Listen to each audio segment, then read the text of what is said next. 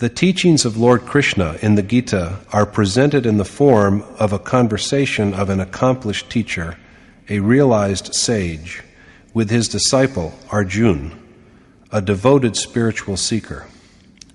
Arjuna has requested Yogeshwar Krishna to support him, since he is his pupil who relies on him. Arjuna prays for such teachings which may help him to attain ultimate bliss. Similarly, what you will hear next is a traditional homage in Sanskrit made at the beginning to a revered, accomplished teacher or sage, describing his attributes and requesting blessings and guidance, and offering up the merits of any accomplishments which may result therefrom. Om Shri Sadgurudev Bhagwan Ki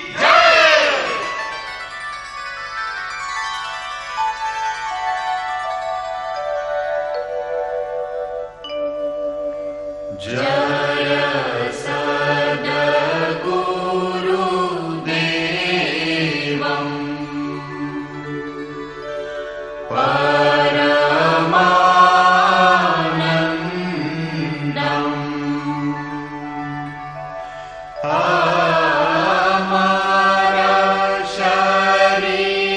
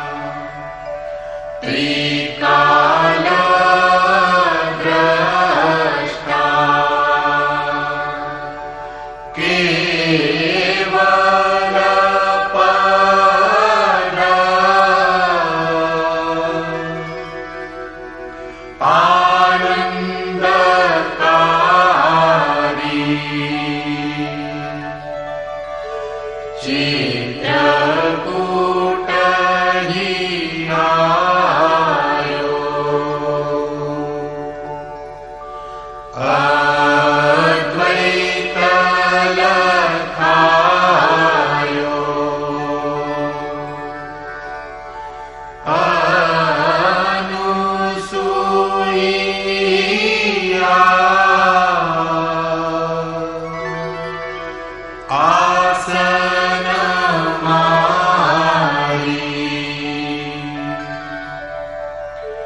Shri Paramahansa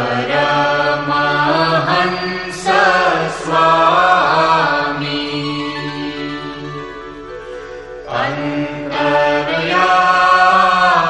Antaryami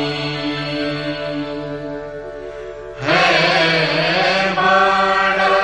Vadanami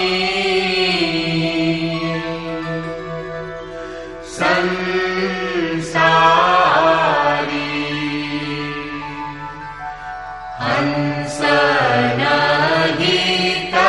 Hansanaghitakari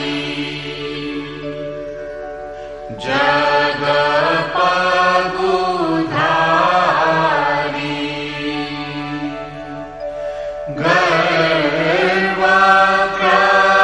Garvagrahari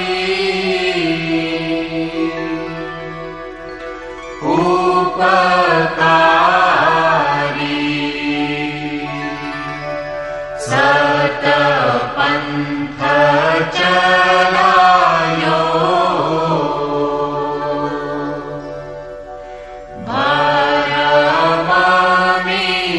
Bharamamitayo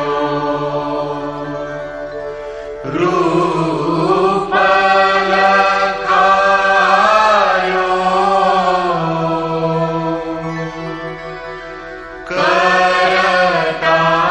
Karatari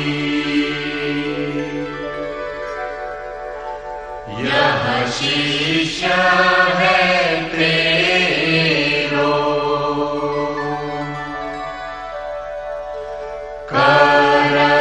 करतनी हो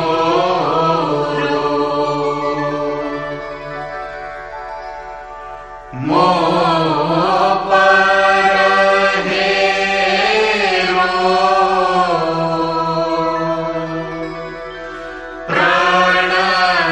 प्राणधारी जय सद्गुरुदेवम्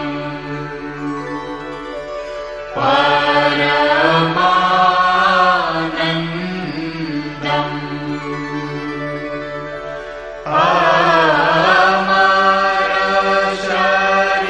अमरशरीरम्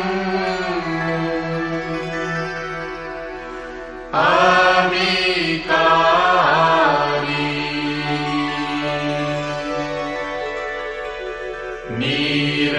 निरगुण निरमूलम्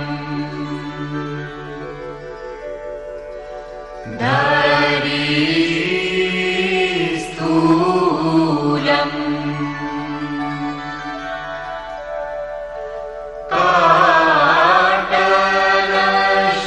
काटलशूलम्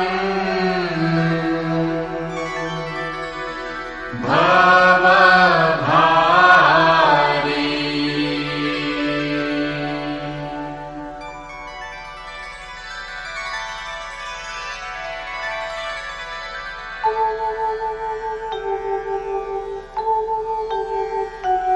ॐ जय गुरुदेव जय गुरुदेव जय गुरुदेव जय गुरुदेव ॐ जय गुरुदेव जय गुरुदेव जय गुरुदेव जय गुरुदेव ॐ जय गुरुदेव जय गुरुदेव जय गुरुदेव जय गुरुदेव.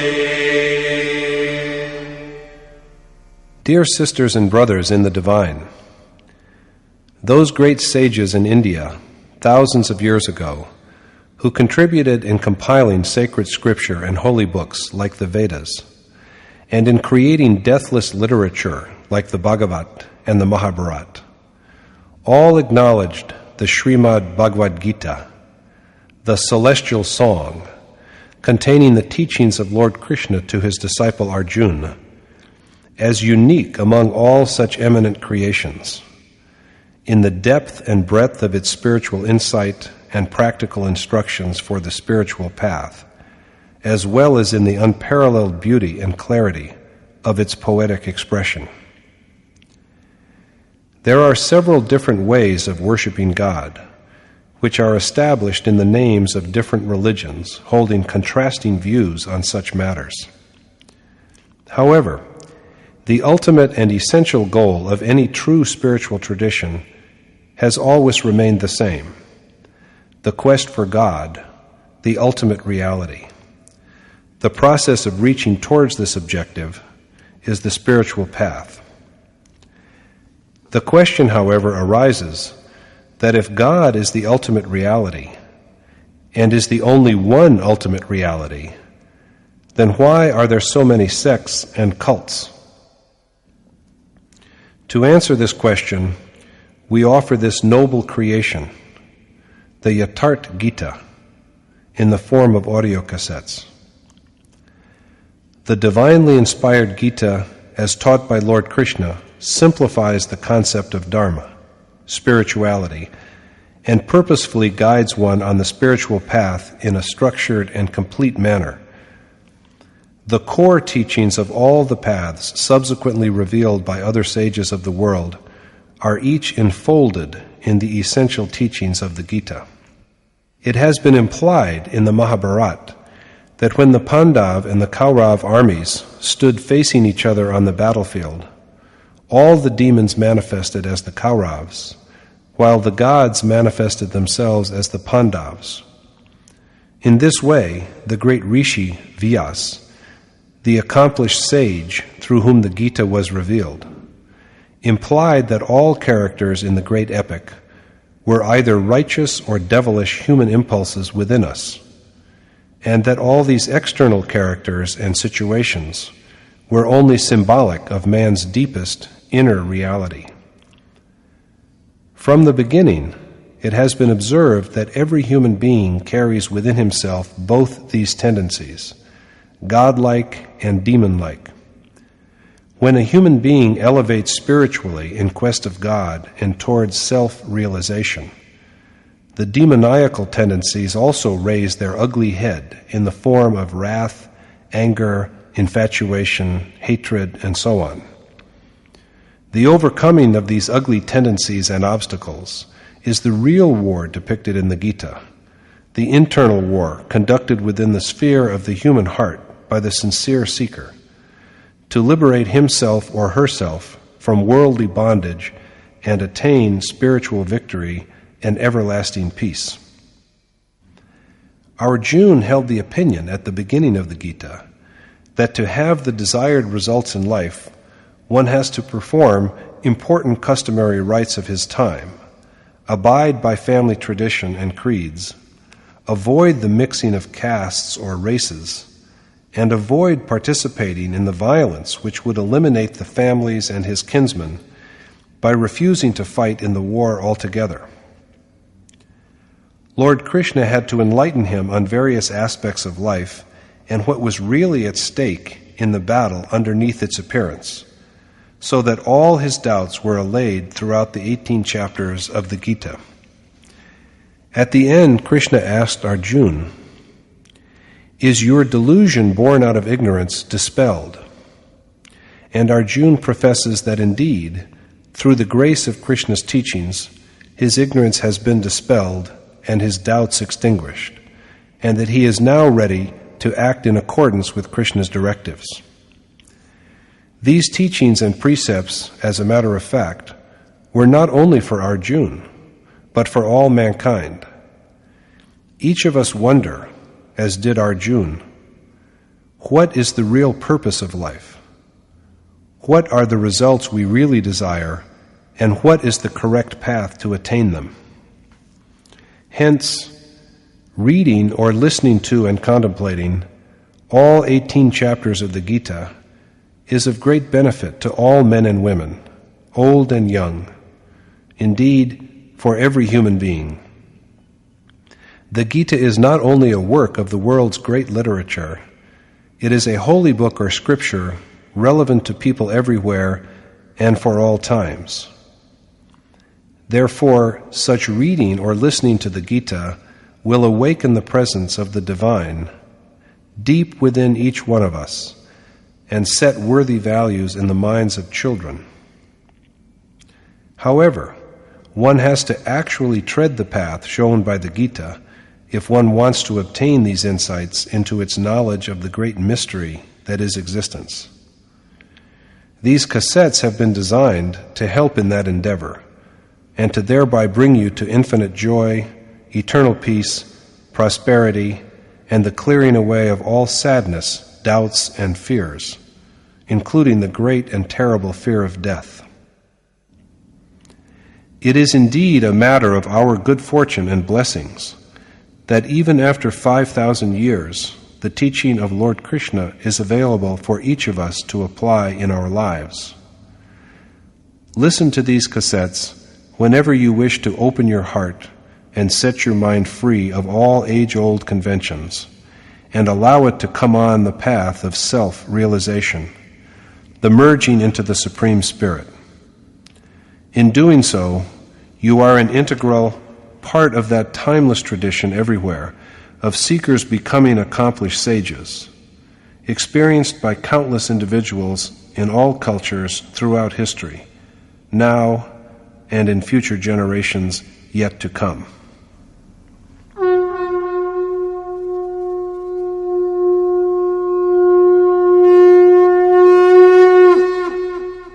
Om Shri Paramatmane Namaha.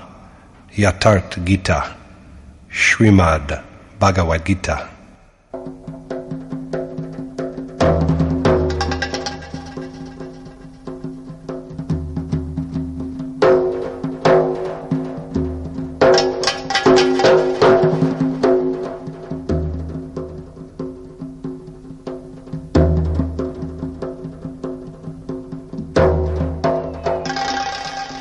Chapter 1. The Yoga of Irresolution and Grief.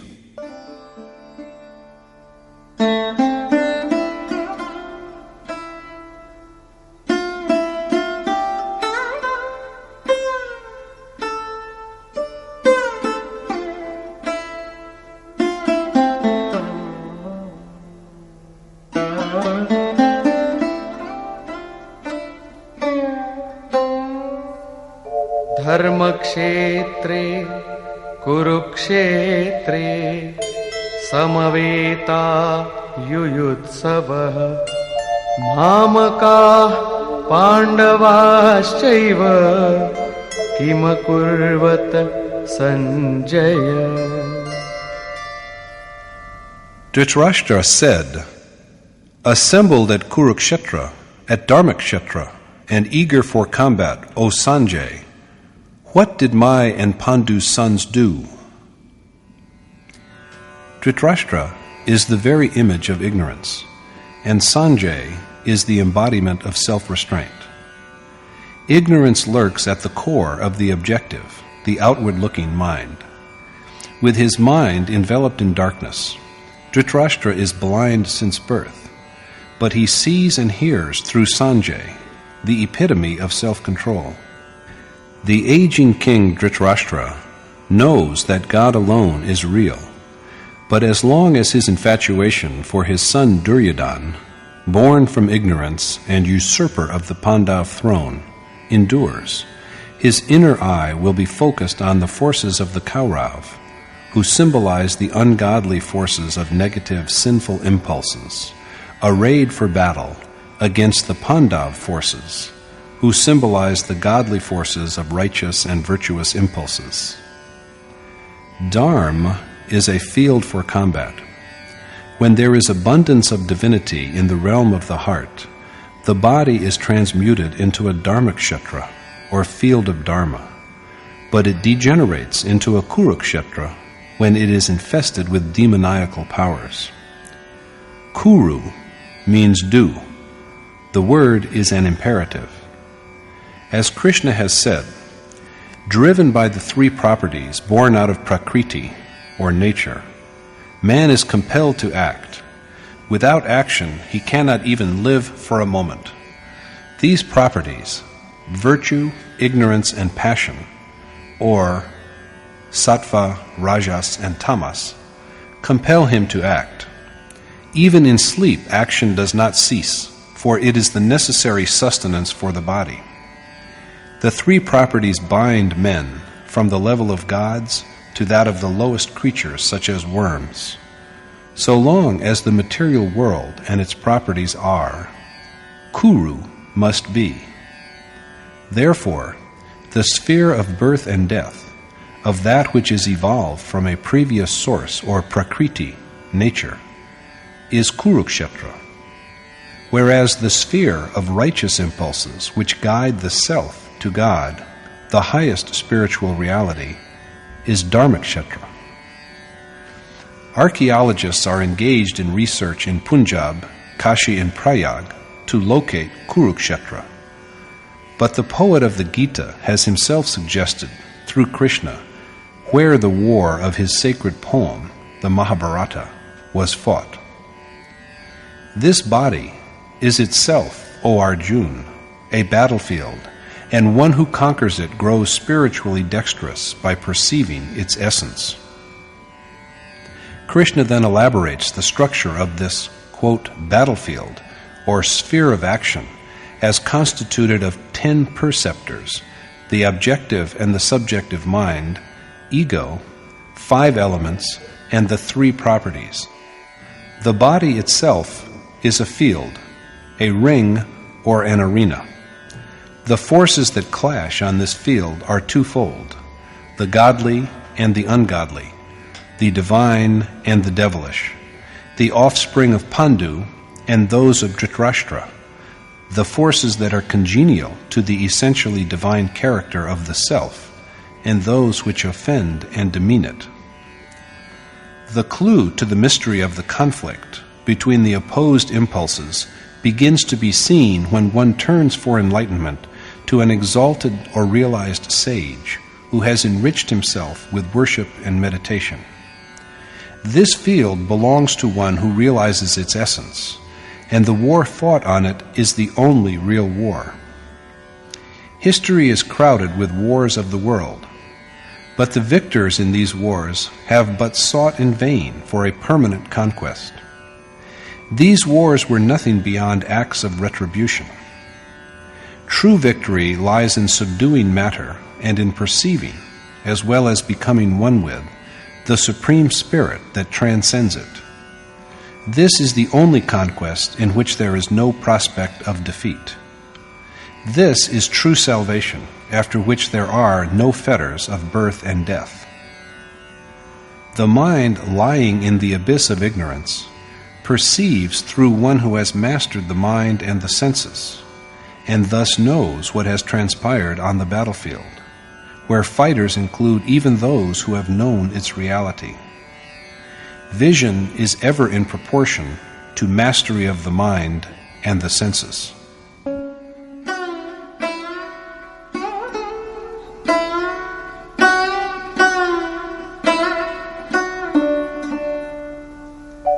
दृष्ट्वा तु पाण्डवानीकम् व्यूढम् दुर्योधनस्तदा आचार्यमुपसङ्गम्य राजा वचनमब्रवीत्.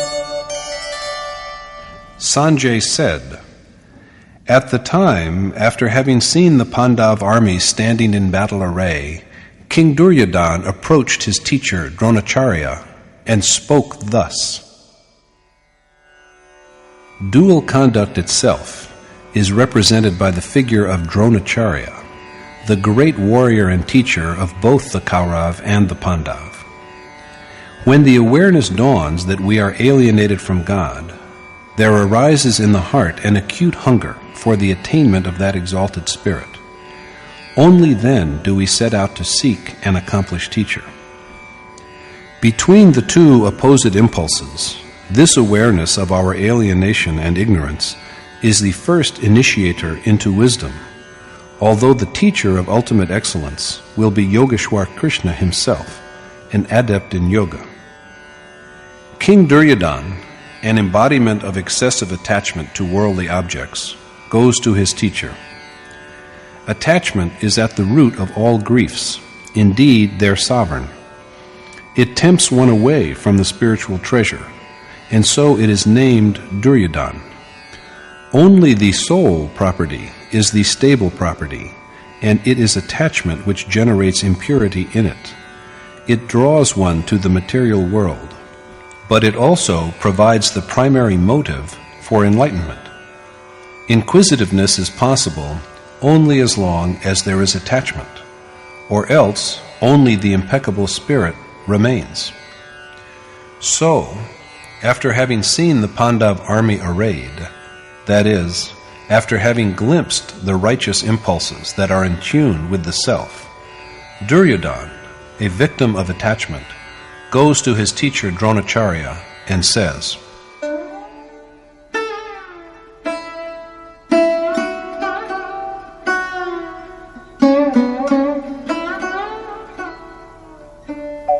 पश्यैतां पाण्डुपुत्राणाम् आचार्यमहतीं च मूं व्यूढां द्रुपदपुत्रेण तव शिष्येण धीमता. Behold, O Master, this massive army of Pandu's sons marshaled in battle formation by your wise pupil, the son of Drupad, Drishtadyum. Drishtadyum, the son of Drupad, is the steadfast mind that treasures faith in the universal, immutable reality. He is thus the master, the type of righteous impulses that lead to selfless activity in a spirit of egoless reverence to spiritual divinity. As is said, not means, but the determination of mind needs to be firm. Let us now review the Pandav army at length.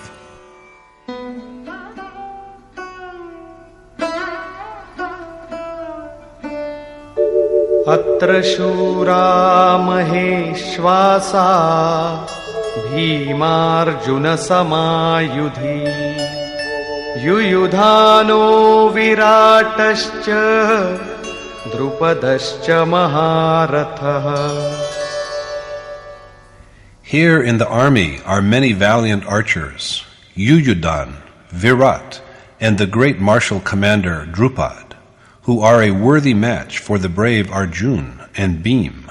And this army of Pandu's sons, the Pandav, is composed of those who can guide souls to the Supreme Spirit, like Bhim, who is an embodiment of resolute sentiment, the image of tender devotion, Arjun, and many other valiant warriors, such as Satyaki, endowed with goodness, Virat, and the great warrior leader Drupad, symbolizing consistency and steadfastness on the path of spirituality, and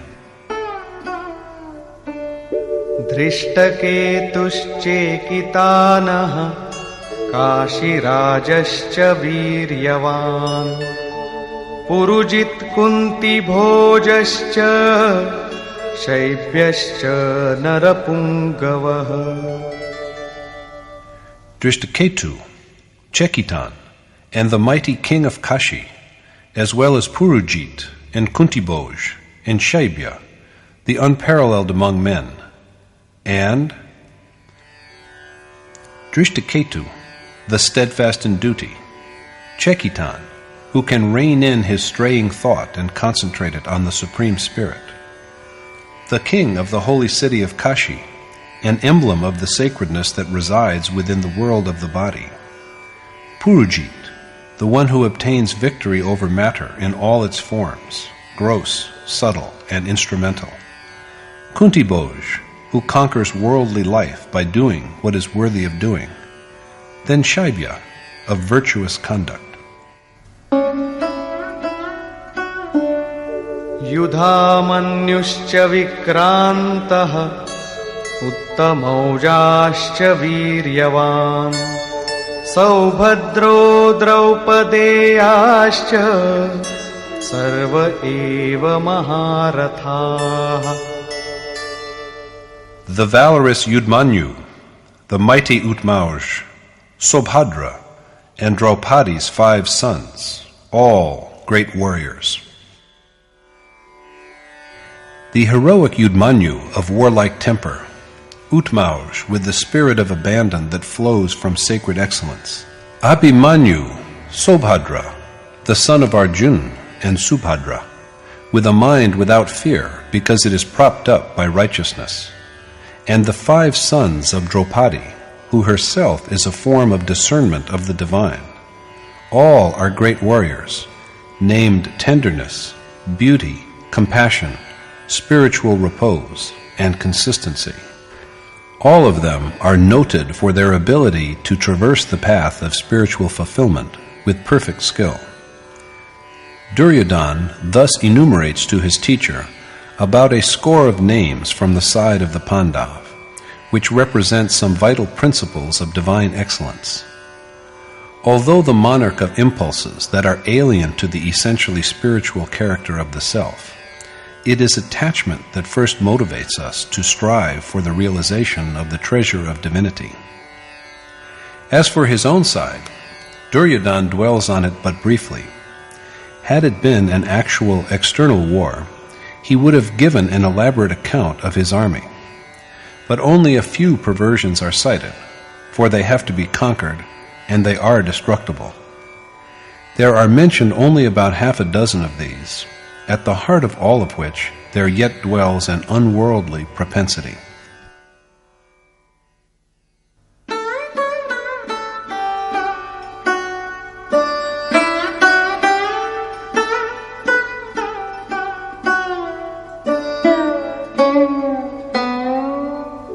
अस्माकं तु विशिष्टाये तान्निबोधद्विजोत्तम नायका मम सैन्यस्य संज्ञार्थं तान् ब्रवीमि ते. Be it known to you, O the worthiest of the twice-born Brahmins, the names of those who are most eminent amongst us, the chiefs of our army. These I now name for your information. The, quote, worthiest of the twice-born, close quote. That is how Duryodhana addresses his teacher Dronacharya before he introduces to him the chiefs of his army.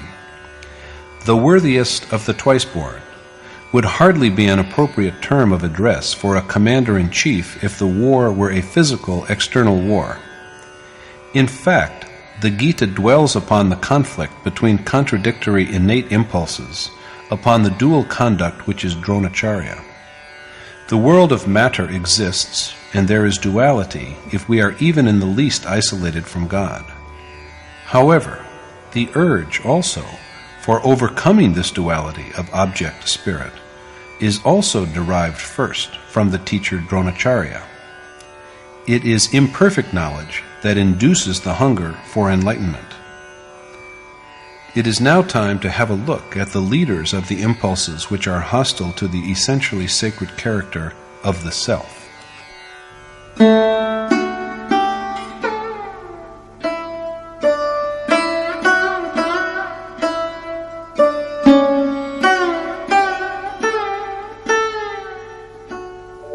भवान् भीष्मश्च कर्णश्च कृपश्च समितिञ्जयः अश्वत्थामा विकर्णश्च सौमदत्तिस्तथैव च.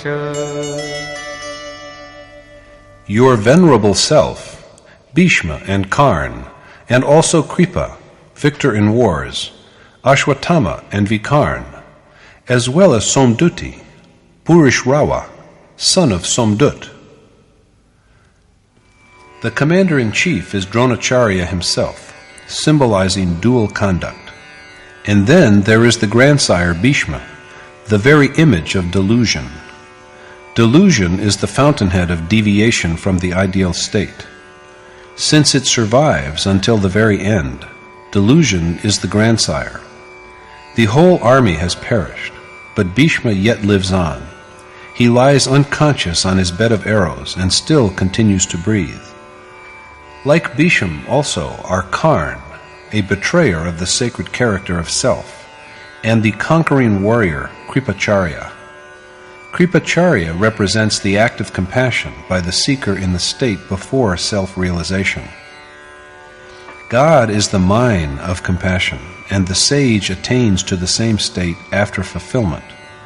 But during the period up to accomplishment, so long as the worshipper is removed from God, and God is removed from him, when the uncongenial impulses are still alive and strong, and he is besieged by delusion, if the seeker feels compassion at this stage, he is destroyed.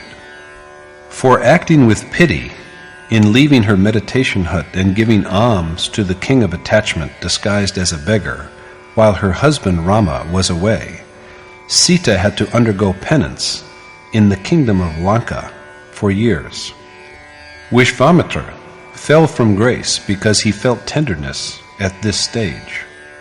Maharshi Patanjali, the preceptor of Yoga aphorism, has expressed a similar view when he says, "Attainments made through perfect meditation are indeed attainments, but they are also just as formidable obstacles in the way of the endeavor of the individual soul for identification with the Supreme Spirit as are sensual desire, anger, greed, and delusion."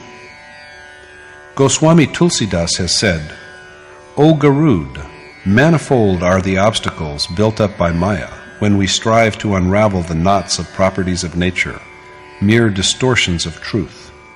Attainment of sanctity elevates, but the mind conjures up one temptation after another." The illusory Maya obstructs in many ways. It brings men accomplishments and untold wealth, and even turns them into holy beings. If a being of such accomplishment just passes by, even a dying man is revived. Notwithstanding the recovery of the patient, however, the seeker shall be destroyed if he regards the cure as his own achievement. Instead of one sickness, 1,000 maladies will swarm upon his mind. The process of reverent contemplation of the divine will be interrupted, and he will so stray from the right path that the world of matter overwhelms him. If the goal is distant and the seeker feels compassion, this one act alone is sufficient to result in the debacle of his whole army. So he has to be on his guard against the feeling of compassion until the moment of final attainment, although at the same time it is also true that compassion is the hallmark of a saint. But before ultimate fulfillment, this kind of compassion is the mightiest warrior among the evil, demoniacal impulses. It is thus that Ashwatthama is an image of inordinate attachment, Vikarn of indecision, and Burishrawa of perplexity and confusion. They are all chiefs of the outward flowing current of life.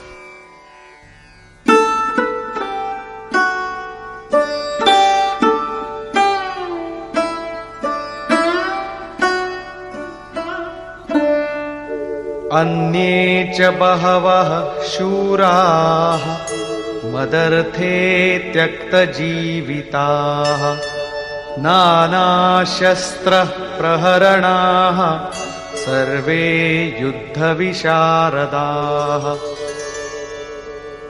And there are many other skilled warriors also, equipped with numerous arms, who have forsaken hope of life for my sake.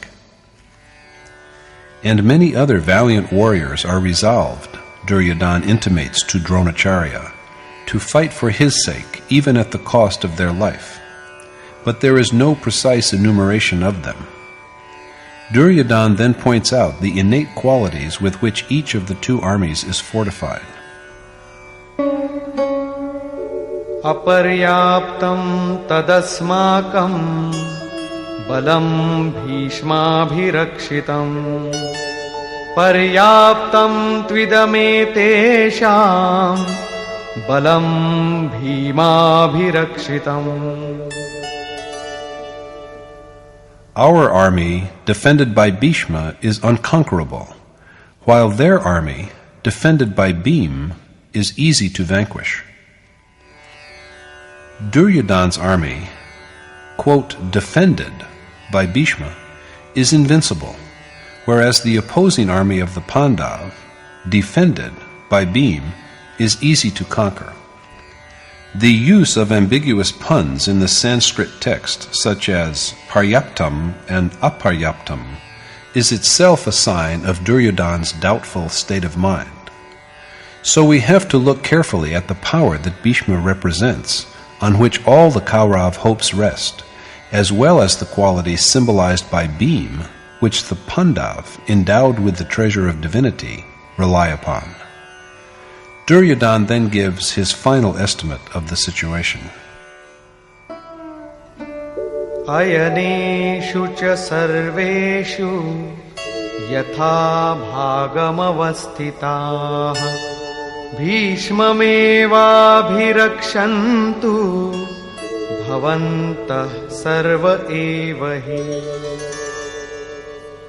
So, while keeping to your respective stations in the several divisions, all of you should doubtlessly protect Bhishma alone on all sides.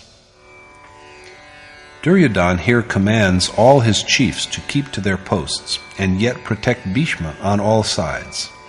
The Kaurav cannot be defeated if Bhishma, delusion, is safe and alive. So it is obligatory for all the Kaurav chiefs to defend Bhishma rather than to fight with the Pandav. This is intriguing. After all, what kind of, quote, defender is this Bhishma who cannot even defend himself? What complicates the matter even more is that the Kaurav are also wholly dependent upon him. So they have to devise all possible measures of defense for him. This is certainly no physical warrior. Bhishma is delusion itself. So long as delusion is alive, unrighteous impulses cannot be vanquished. The word invincible here means difficult to vanquish rather than impossible to vanquish. As Goswami Tulsidas has said, the most difficult to conquer is the hostile world of matter, and the one who subdues it is indeed heroic. If delusion ceases, ignorance also ceases to exist, and the residues of negative feelings, such as excessive attachment, hasten to a quick demise. Bhishma is blessed with death by wish. So the death of desire and death of delusion are one and the same. This idea has been so lucidly expressed by Sant Kabir as follows. Since desire is the maker of birth and illusion, and it is desire that creates the material world, he who abandons desire is the one who cannot be conquered.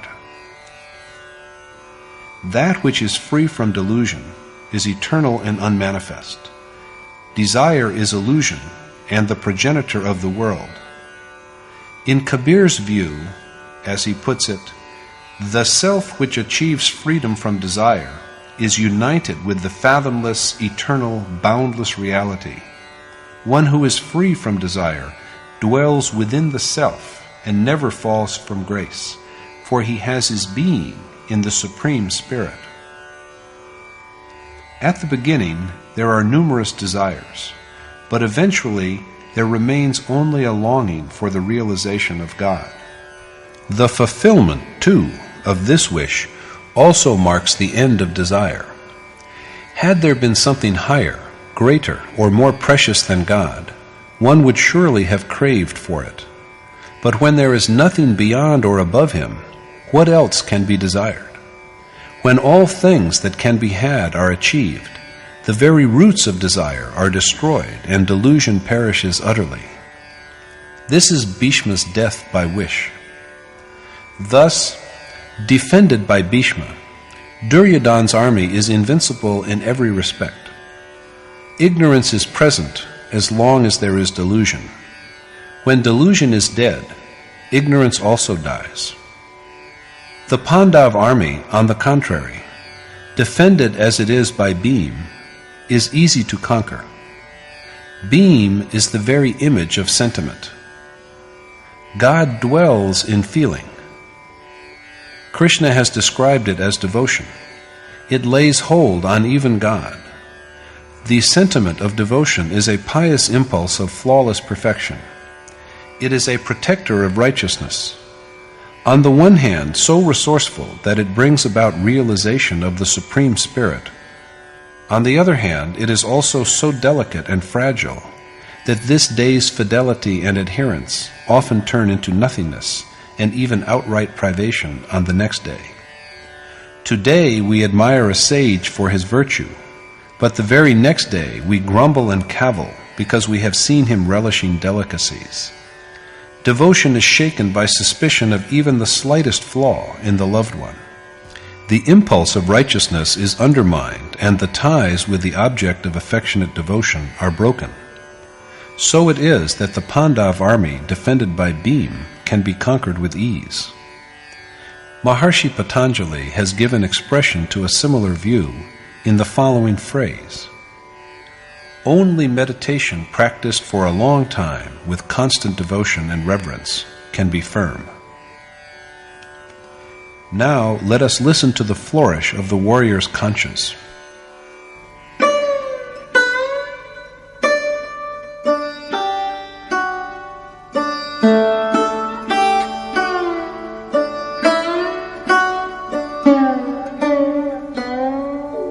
तस्य संजनयन् हर्षं कुरु वृद्धः पितामहः सिंहनादं विनद्योच्चैः शङ्खं दध्मौ प्रतापवान्.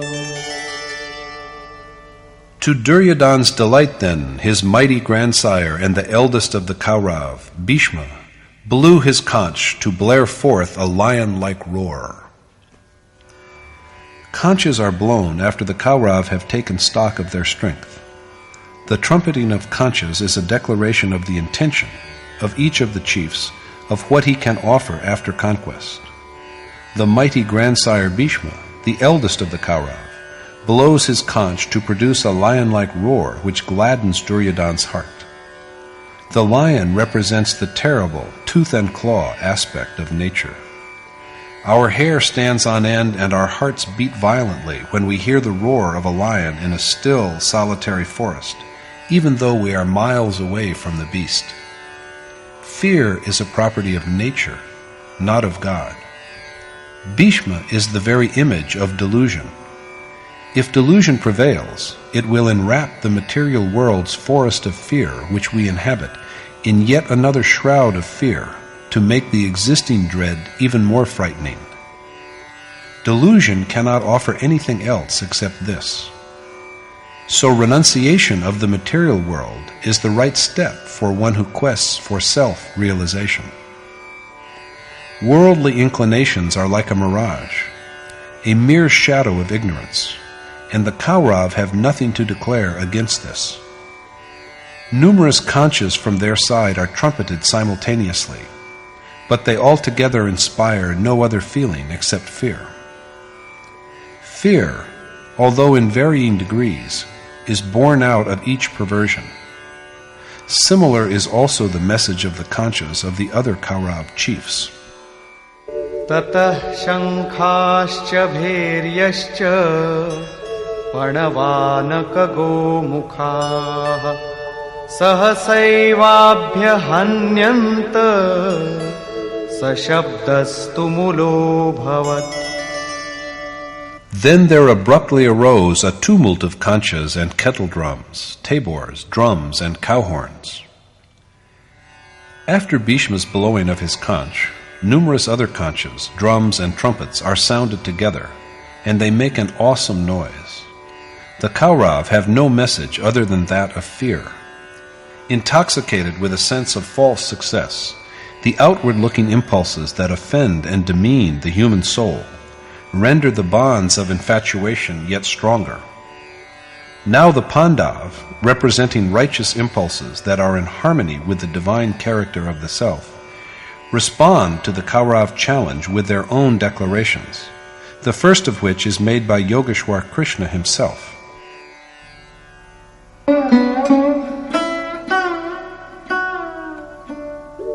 ततः श्वेतैर्हयैर्युक्ते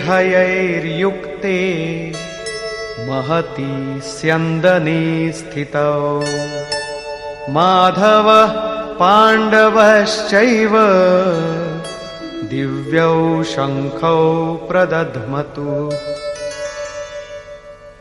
Then too, Madhav, Krishna, and Pandu's son, Arjun, seated in the magnificent chariot to which white steeds were yoked, blew their celestial conchas. After the Kaurav, Krishna and Arjun, riding in their magnificent sacred chariot, drawn by flawlessly white horses — white here symbolizes purity — also blow their celestial conchas. The word celestial here means beyond the material world. Yogeshwar Krishna's transcendental message is a promise to render unto souls the most auspicious, unworldly existence that is beyond the worlds of both mortals and gods, and verily the whole universe, Brahmalok, which are all afflicted with the fear of birth and death. The chariot under his charge is not made of gold and silver and wood. Everything about him is celestial, the chariot, the conch, and therefore also his message. Beyond these worlds there is only the one unique and indescribable God. Krishna's message is of establishing a direct contact with this supreme being. But how will he effect this state?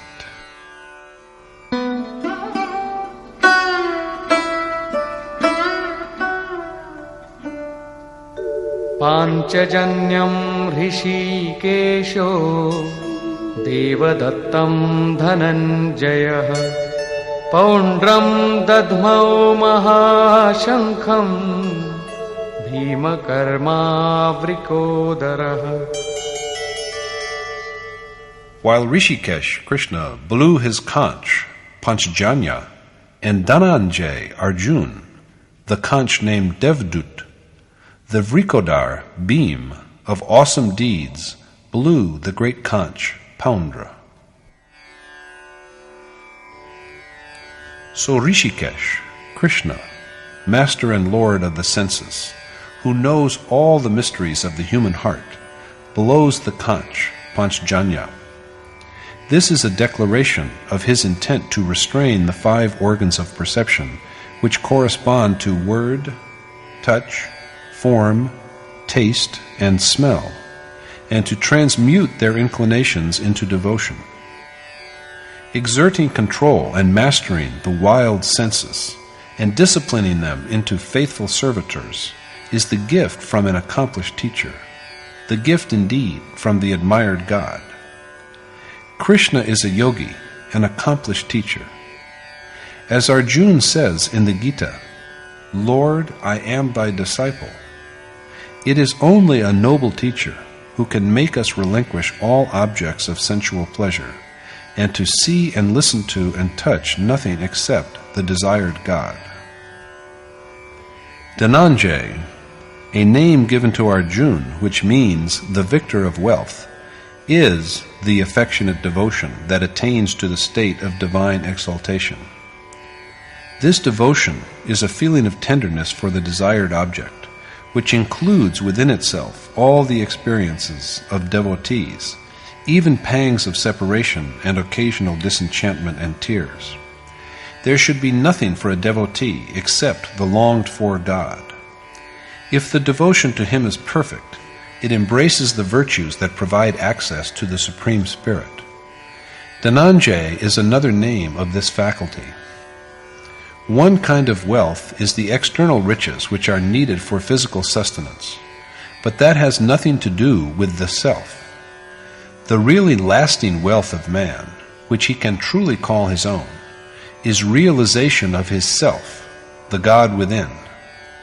In the Upanishad Brihadaranyaka, Yajnavalkya teaches the same to his wife Maitreya when she asks him, "My Lord, if this whole earth belonged to me with all its riches, should I through its possession attain immortality?"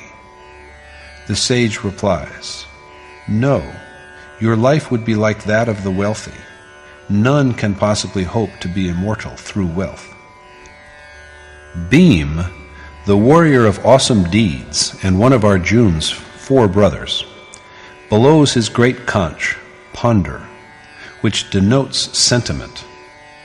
The heart is the spring as well as the habitat of feeling. This is why Bhim is called Vrikodar, the large-hearted.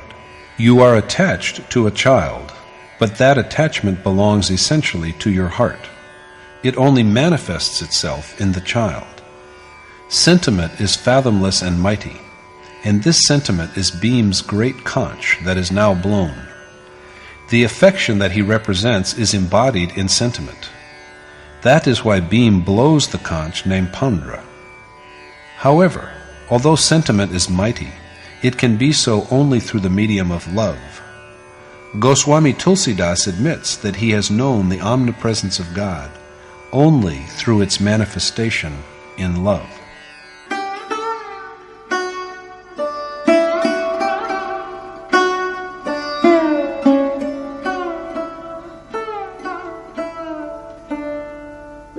Ananta Vijayam Raja Kunti Putro Yudhishthirah Nakulah Sahadevascha Sughoshamani Pushpakau.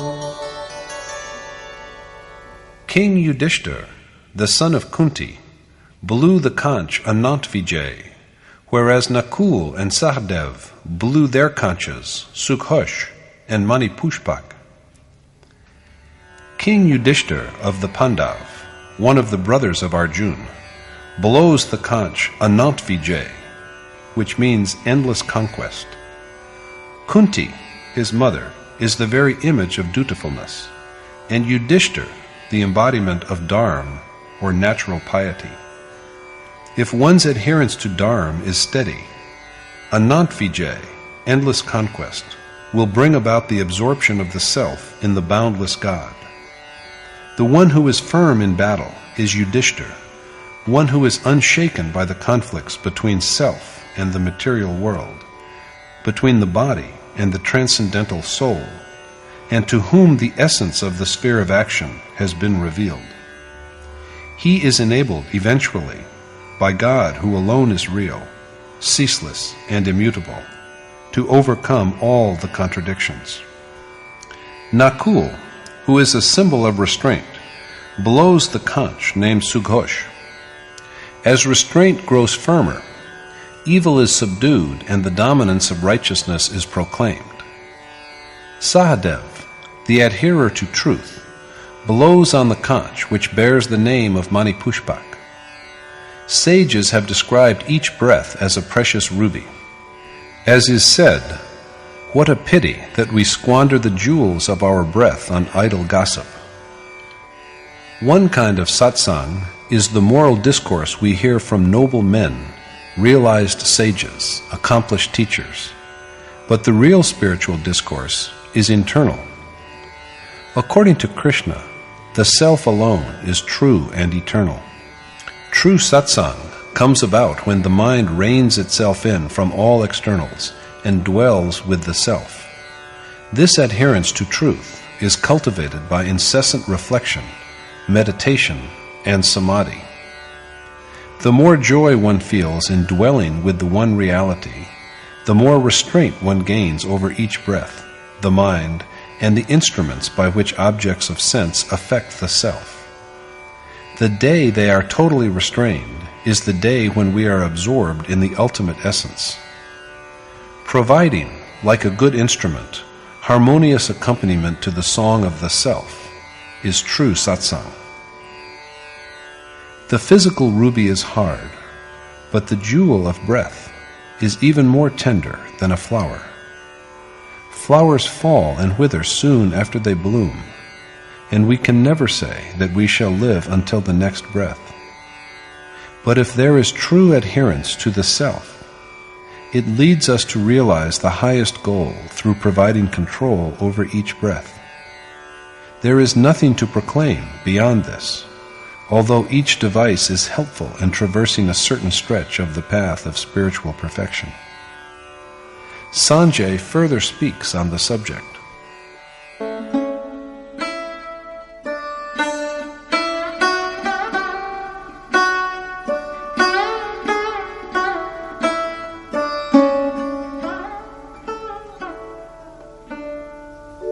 काश्यश्च परमेश्वासः Shikhandi च महारथः धृष्टद्युम्नो विराटश्च सात्यकिश्चापराजितः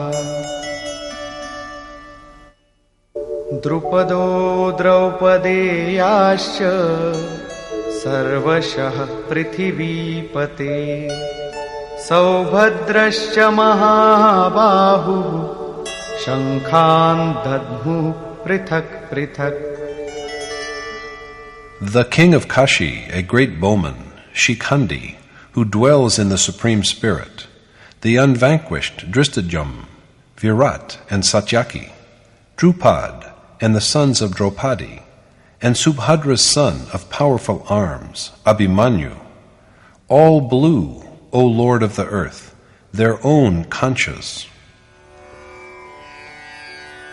The sacred city of Kashi is an emblem of the sacredness that resides in the physical body. When a man withdraws his mind and sense organs from all physical things and concentrates on the self within his body, he is privileged to merge with and dwell within God. The body which is capable of such a union is Kashi. The Supreme Spirit dwells in and pervades every single body. So Paramashwasa here means dwelling in the Supreme Spirit rather than a mighty warrior. Shikhandi represents the rejection of Shika Sutra, sacred signs traditionally worn by Hindus. There are people who believe they have achieved renunciation just because they have got their heads shaved clean, cast away their sacred threads, and stopped lighting fire. But they are mistaken, for as a matter of fact, Shika symbolizes a goal which has to be attained, and Sutra, the merits of action in a previous existence, sanskar. The chain of sanskar is intact so long as God has yet to be realized. How can there be true renunciation till the moment of that fulfillment? Till then, we are only wayfarers. Delusion subsides only when the desired God is attained and the merits of previous deeds are reduced to nothing. So it is Shikhandi who proves to be the undoing of Bhishma, the image of delusion and self-deception. Shikhandi represents the unique quality that is essential for the man who chooses the path of reflection, a truly mighty fighter on his side. Drishtadyumna, one of the great warriors on the Pandav side, represents the steadfast mind that treasures faith in the universal, immutable divinity, and the warrior Virat, capable of perceiving the omnipresence of the great God. These two are the main constituents of sacred excellence. Satyaki is truthfulness. There can never be a fall from piety as long as there is truthfulness or the desire to ponder over truth.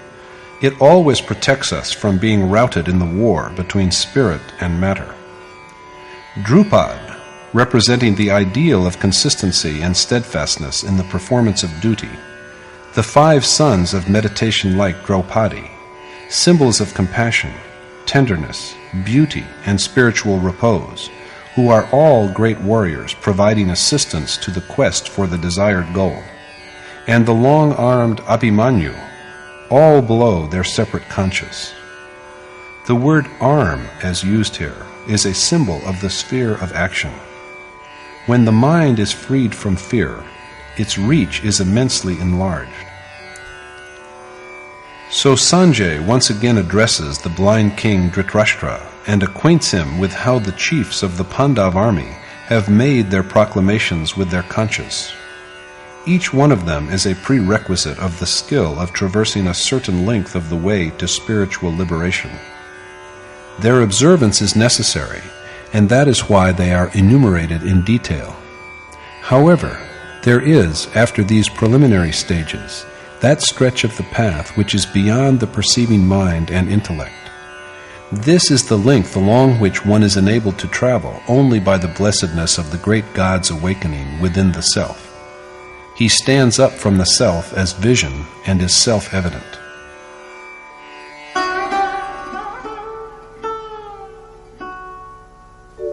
सघोषो धार्तराष्ट्राणाम्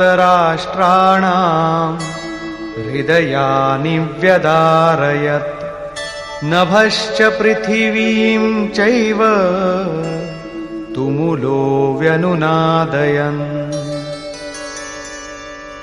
The loud tumult, reverberating through heaven and earth, pierced the hearts of Dhritarashtra's sons. The great tumult, echoing through heaven and earth, rends the hearts of Dhritarashtra's sons. There is the Pandav army also, but the hearts that are rent are only those of the Kaurav, of Dhritarashtra's sons. When the mana of Panchjanya, made up of true knowledge, realization of the infinite, destruction of evil, and affirmation of piety, begins to flow, the Kaurav hearts, with their unrighteous and outward-looking impulses, can only be rent. Their power wanes by and by, and if the process meets with success, infatuation ceases to exist altogether.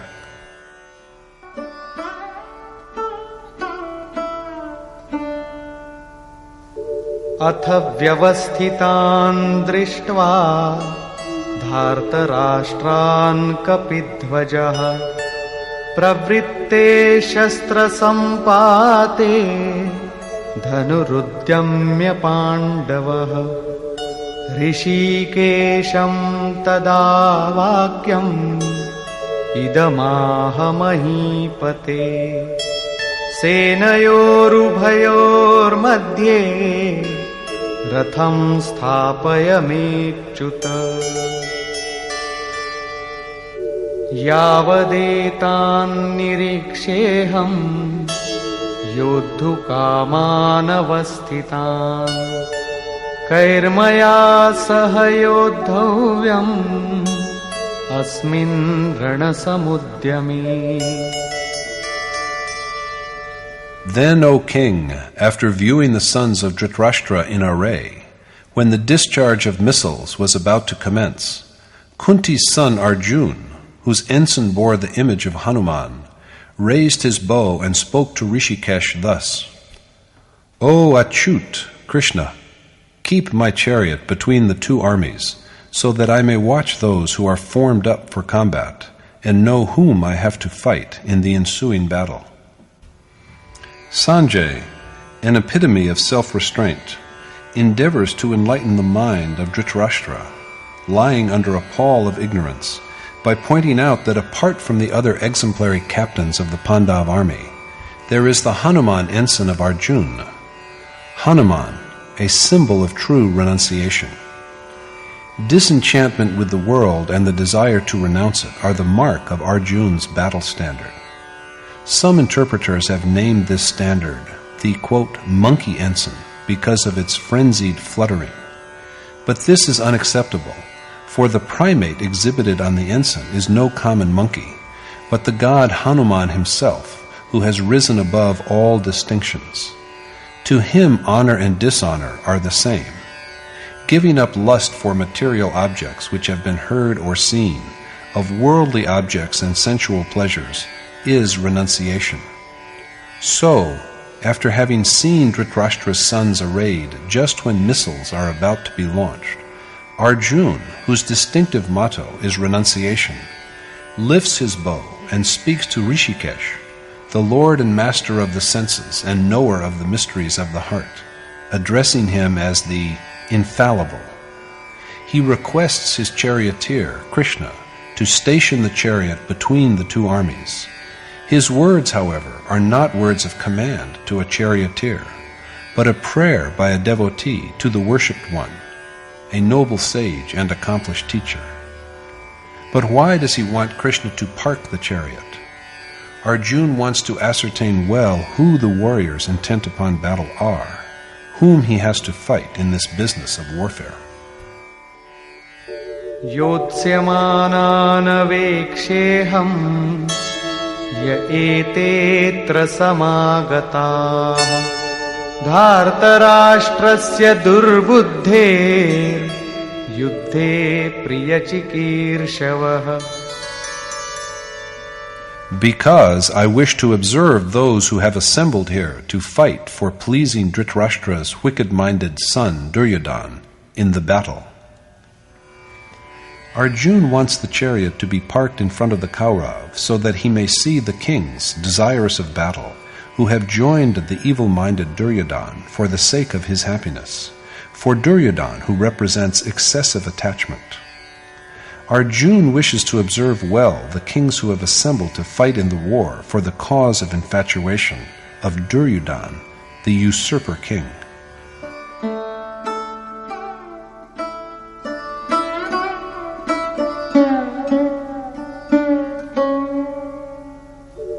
एवमुक्तो ऋषिकेशो गुडाकेशेन Bharat सेनयोरुभयोर्मध्ये स्थापयित्वा रथोत्तमम् भीष्मद्रोणप्रमुखतः सर्वेषां च महीक्षिताम् उवाच Partha पश्यैताम् समवेतान् कुरुनीति.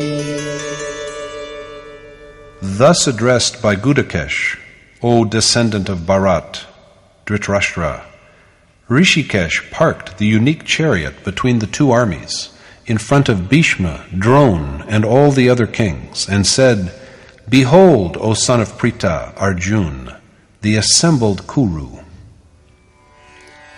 Sanjay thus informs Dhritarashtra how on being requested by Arjuna, who has mastered sleep, Krishna, who knows all that is to know of the mind and heart, parks the chariot of unexcelled beauty in the midst of all the kings who have staked out claims on the earth, which is the body in macrocosm, and asks Parth Arjuna to behold the assembled Kaurav. The, quote, excellent chariot in question is made of neither gold nor silver, nor of any material substance. Excellence is defined in this world in terms of its agreeableness or disagreeableness to the mortal body. But such a view is misleading, for that alone is excellence which is always one with the real, the self, and which has no unrighteousness or impurity about it.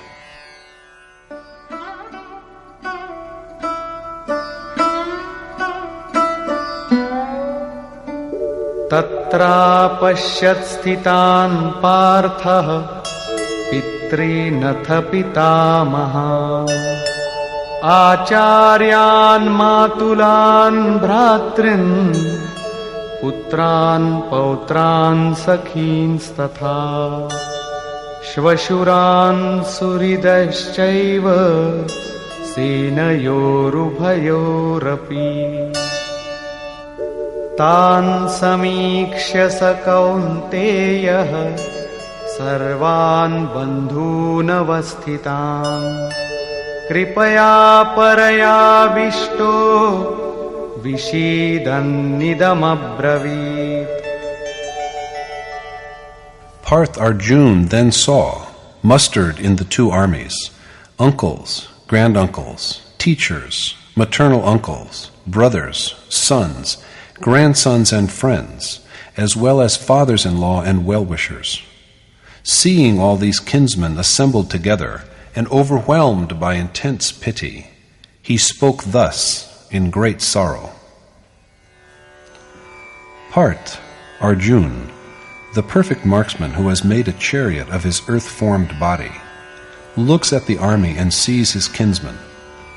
What is noteworthy here is that in the two armies he sees only his own family, the families of maternal uncles and of fathers-in-law, friends and teachers. According to scholarly estimates, the two armies of the Mahabharata consisted of 18 Akshauhini chariots, elephants, horses, and foot soldiers, which is approximately 650 million, a very large number indeed. It hardly needs saying how the world is faced today with numerous grave problems of food and housing on account of overpopulation.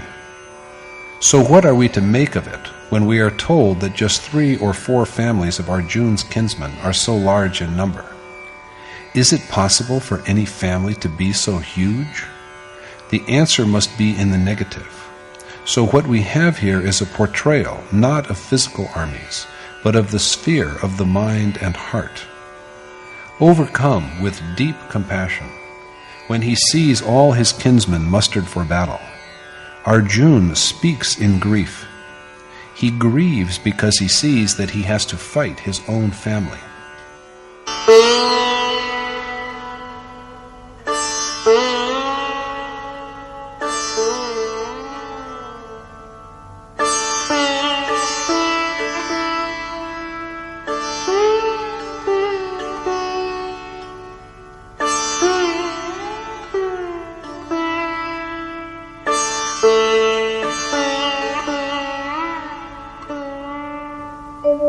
दृष्ट्वेमं स्वजनं कृष्ण युयुत्सुं समुपस्थितम् सीदन्ति मम गात्राणि मुखं च परिशुष्यति वेपथुश्च शरीरे मे रोमहर्षश्च जायते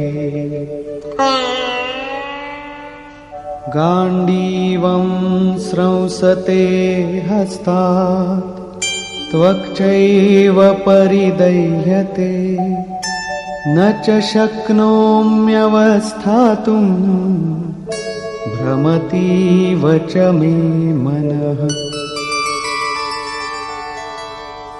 Arjuna said, "Seeing these kith and kin mustered with the purpose of waging war, O Krishna, my limbs grow weak, my mouth is dry, my body trembles, my hair stands on end.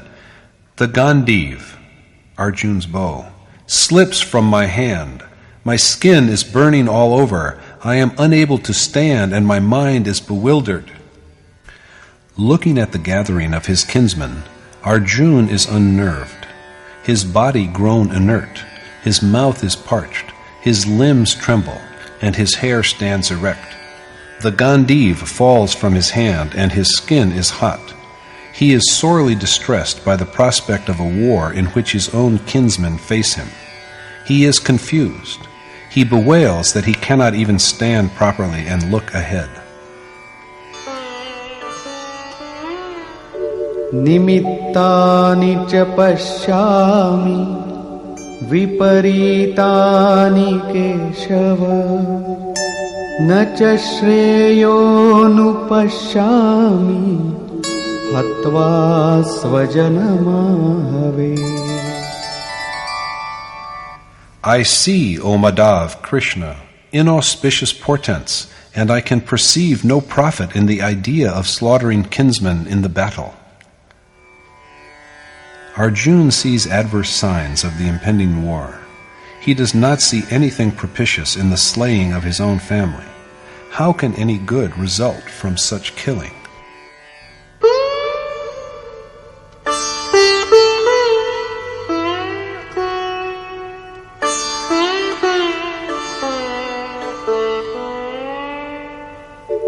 न काङ्क्षे विजयं कृष्ण न च राज्यं सुखानि च किन्नो राज्येन गोविन्द किं भोगैर्जीवितेन वा.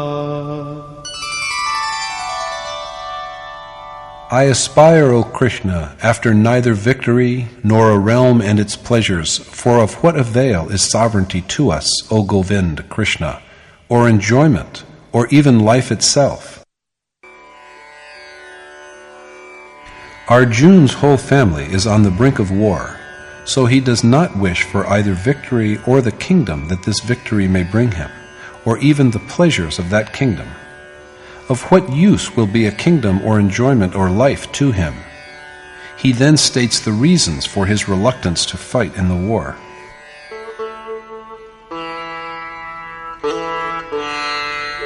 येषामर्थे काङ्क्षितं नो राज्यं भोगाः सुखानि च तैमेव स्थिता युद्धे प्राणांस् त्यक्त्वा धनानि च. They for whose sake we crave for a kingdom, pleasures and enjoyments, are formed up here, putting at stake both their life and wealth. The family, for whose sake Arjuna has desired the happiness of a kingdom and other pleasures, is now mustered on the battlefield despairing of its life. If he had desired a kingdom, it was for them. If he had hungered for the pleasures of wealth and indulgence, it was because he wanted to enjoy it along with his kith and kin. But he now desires neither a kingdom nor pleasures, nor enjoyment, because he sees his kinsmen standing against him without any hope of life. Whatever he had desired was dear to him for their sake, but he does not need these things if he has to get them at the cost of his kinsmen. Desires remain as long as there are family ties. Even a poor man, having only a wretched hovel to live in, will not accept an empire extending over the length and breadth of the world, if for this he has to kill his family, friends, and kinsmen. Arjuna says the same thing. He is fond of pleasures, and he loves victory, but of what good can they be to him if the very people for whom he desires these rewards are no longer with him? Of what use will enjoyment of pleasures be in their absence? After all, who are the people he will have to kill in the war?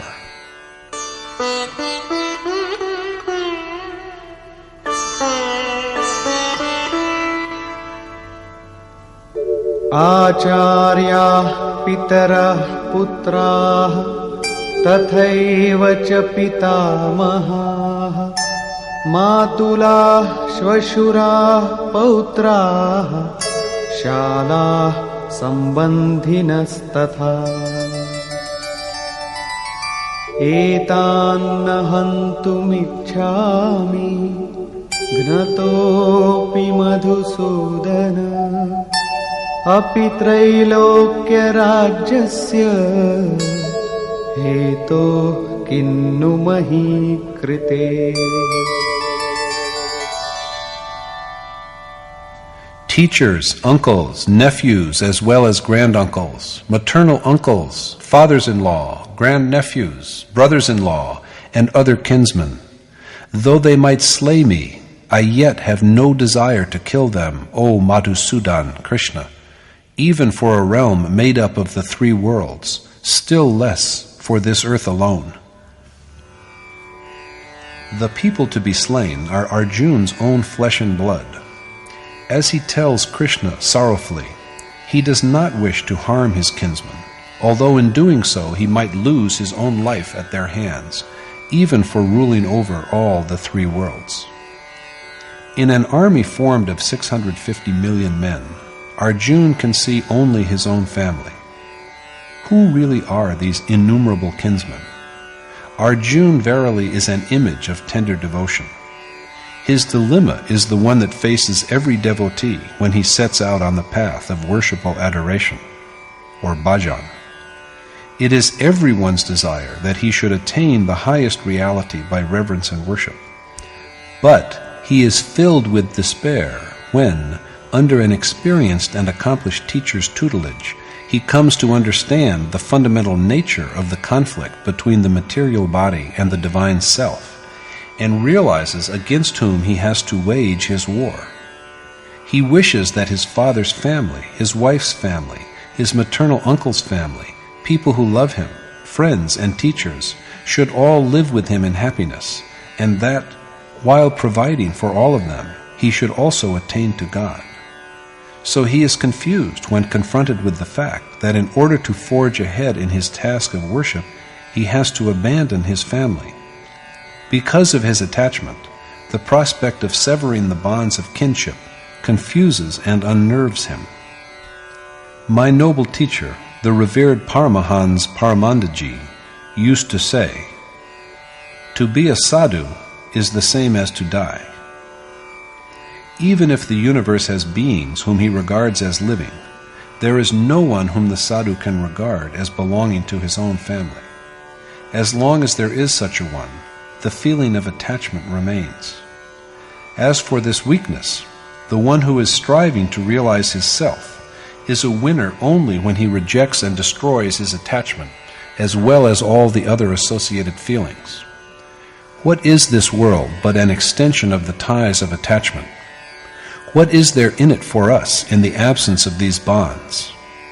The world as we know it is only an extension of the mind. Yogeshwar Krishna has portrayed the same extension of the mind as the world. The man who has withstood and subdued its power has conquered the whole universe. Krishna tells Arjuna in the 19th verse of chapter 5, "The whole cosmos is overcome, even in this world, by those whose minds repose in equality." Such a state of calm, of mental equipoise and equanimity, is made possible by the complete annihilation of ego. This frees the mind from its self-centered subservience to the material world. After ego has ceased to exist, only the self remains in a pure state. So this is the way to attainment of salvation and final beatitude, Brahmavasta, which transcends the transitory life of nature.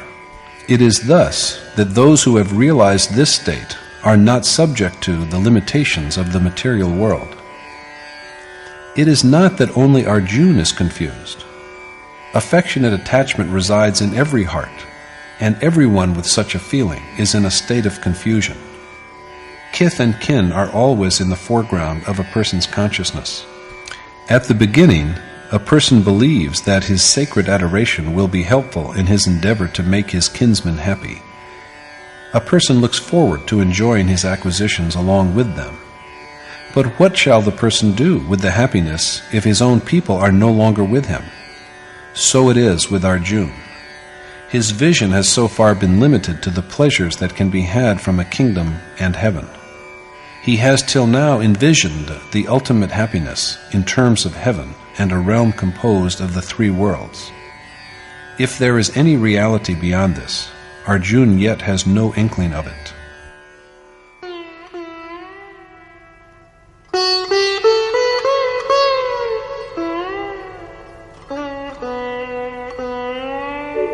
निहत्य धार्तराष्ट्रान्नः का प्रीतिः स्याज्जनार्दन पापमेवाश्रयेदस्मान् हत्वैतानाततायिनः.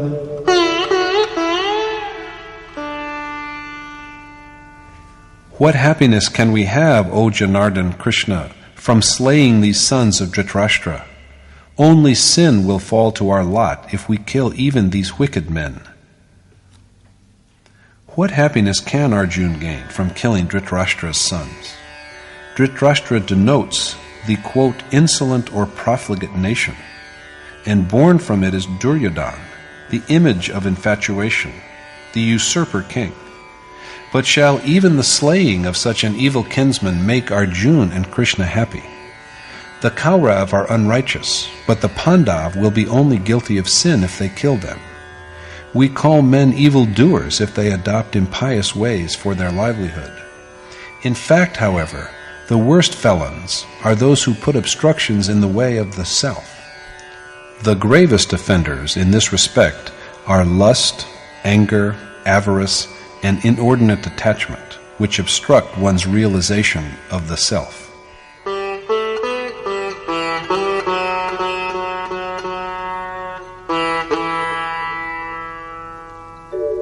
तस्मान्नार्हा वयं हन्तुं धार्तराष्ट्रान् स्वबान्धवान् स्वजनं हि कथं हत्वा सुखिनः स्याम Madhav. So it is not for us to kill Dhritarashtra's sons, for how indeed can we be happy, O Madhav Krishna, if we slaughter our own kinsmen? Is it not surprising that the Kaurav are at this moment seen as kith and kin? Did they not come to the battlefield as foes? In truth, physical relationship arises from ignorance. He is my maternal uncle. Here is my wife's family. This is the community of my own people. What are all these but ignorance? We have people who are affectionate to us, and we have our family, and we have our world, but all these we have only as long as there is attachment. All such ties are demolished when there is no attachment. That is why even sworn enemies now appear to Arjuna as kinsmen. He asks Krishna how they can be happy by killing their kinsmen. Without ignorance and attachment, the idea of family cannot exist. Paradoxically, however, it is this ignorance that also provides the initial urge for knowledge. Some great men, like Bhartrihari and Tulsidas, were driven to renunciation by their spouses, whereas there are examples of many others who have gone the same way because of their disillusionment with the conduct of a stepmother.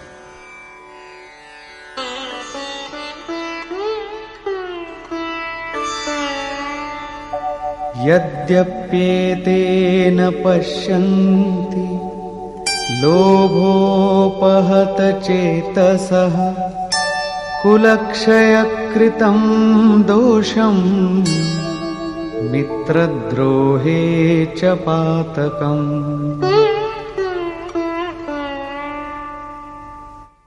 कथं न ज्ञेयमस्माभिः पापादस्मान्निवर्तितुम् कुलक्षयकृतं दोषं प्रपश्यद्भिर्जनार्दन.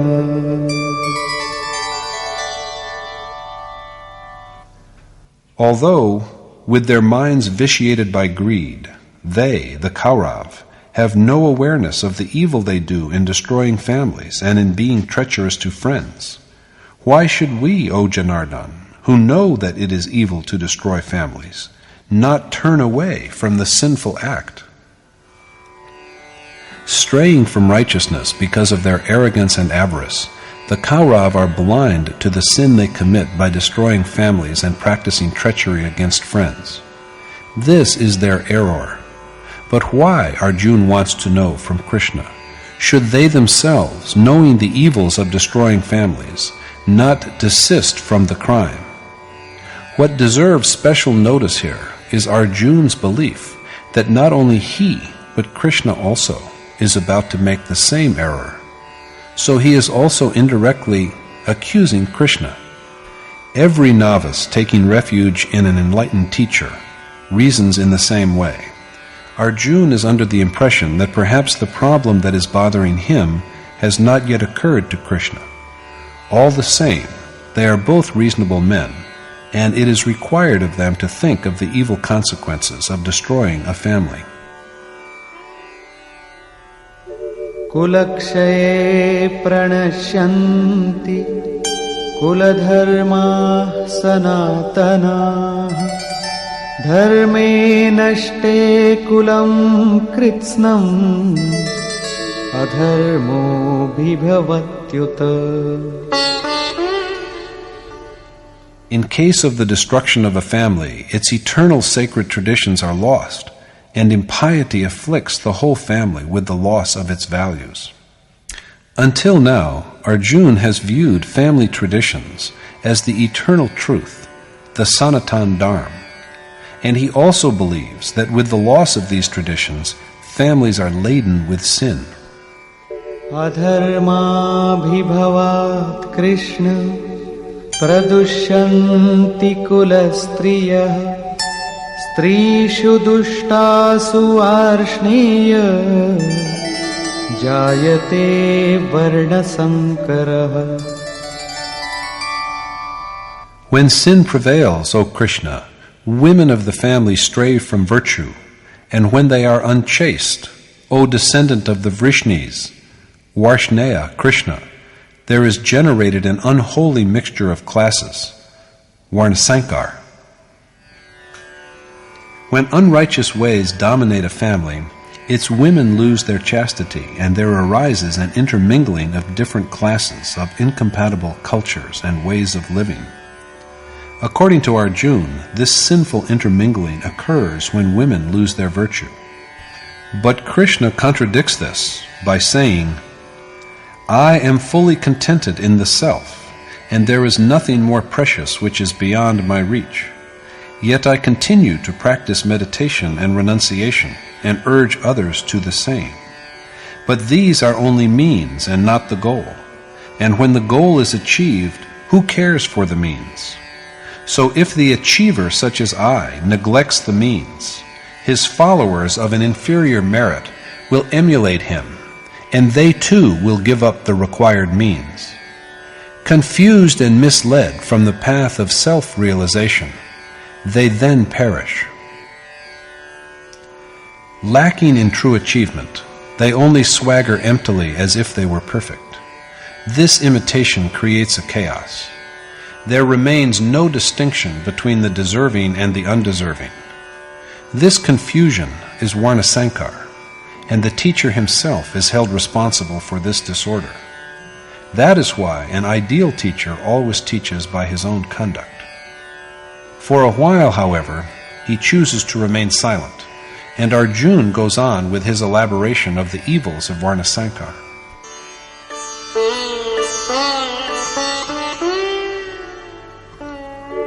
Sankaro narakaiva kulagnanam kulasya cha patanti pitaro yesham lupta pindodaka kriyaha. The unholy intermingling of classes condemns the destroyer of the family as well as the family itself to hell, for their ancestors, deprived of the offerings of obsequial cakes of rice and water libations, fall from their heavenly abode. It is a quality of Varnasankar to dispatch families and their destroyers to hell. Divested of obsequial gifts of rice cakes, their forefathers also lose their heavenly home. The present is destroyed, the ancestors of the past fall, and the posterity to come will also descend to hell. Not only this, but in Arjuna's view,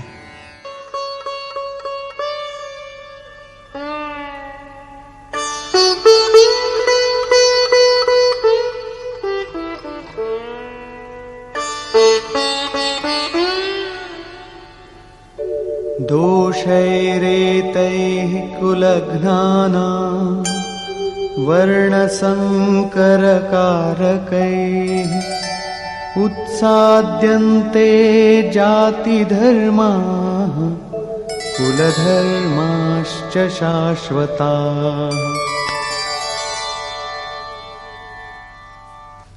the sin committed by destroyers of families, which causes an intermingling of classes, puts an end to the timeless dharma of both caste and family. According to Arjuna, the evils of Varnasankar destroy the traditions of both families and their destroyers.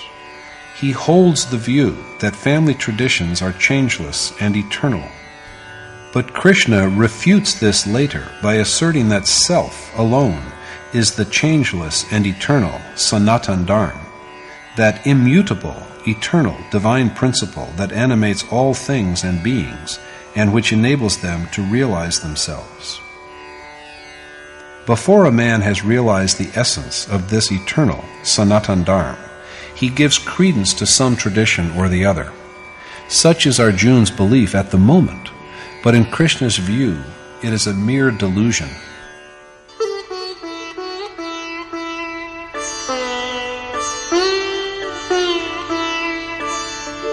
Utsanna kula dharmana manushyanam janardana narake niyatam vaso bhavati tyanushruma. We have heard, O Janardana Krishna, that hell is indeed the miserable habitat, for an infinite time, of men the traditions of whose families have been destroyed.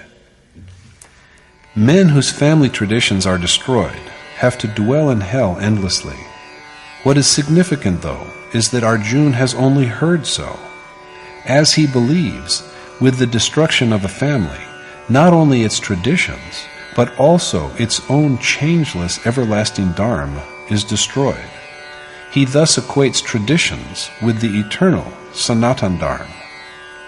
It is well known, he says, how a man has to suffer in hell for the loss of his dharma. But he has only heard so, not seen, but only heard of it. Aho bata mahat papam kartum vyavasita vayam yadrajya sukhalobhena hantum svajanamudyata. Tempted by the pleasures of temporal power, alas, what a heinous crime have we resolved to commit by killing our own kith and kin. How regrettable that although possessed of wisdom, they are yet determined to commit a grave sin by being intent upon killing their own family because of greed of regal power and its pleasures. At this point, Arjuna regards his knowledge as in no way less than that of Krishna. All seekers, as it has already been said, feel this way at the outset. According to Mahatma Buddha, so long as a man has only partial knowledge, he regards himself as a repository of great wisdom. But as he begins to learn the second half of the knowledge he has to acquire, he regards himself as a great fool. Arjuna considers himself a wise man in the same way. He takes the liberty of persuading Krishna that it is simply not possible that their sinful act can have any propitious outcome, and also that their resolve to destroy their family is motivated by sheer greed of sovereignty and its pleasures. They are really committing a terrible error. Convinced that the error is not only his, he has a dig at Krishna when he remarks that the error is also Krishna's. And at last, he delivers his final view of the matter to Krishna.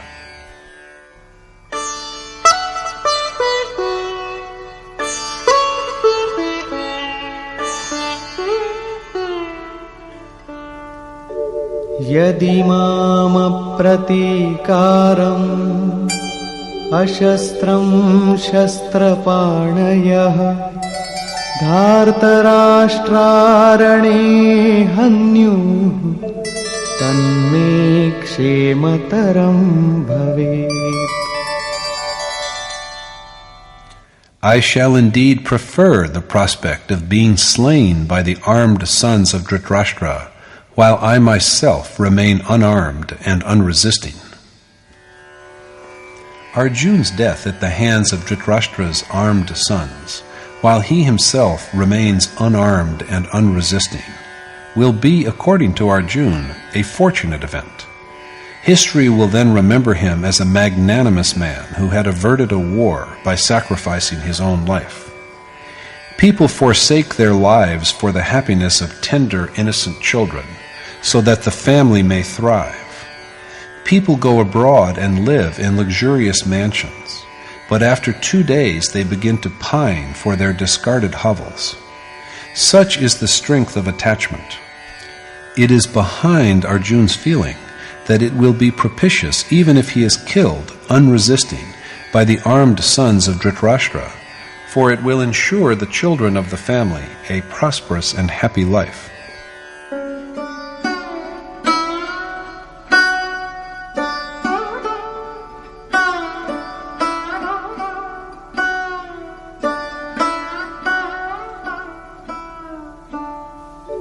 Evamuktvārjunah saṅkhye rathopastha upavishat visrijya sasharam chāpam shoka samvignamanasah.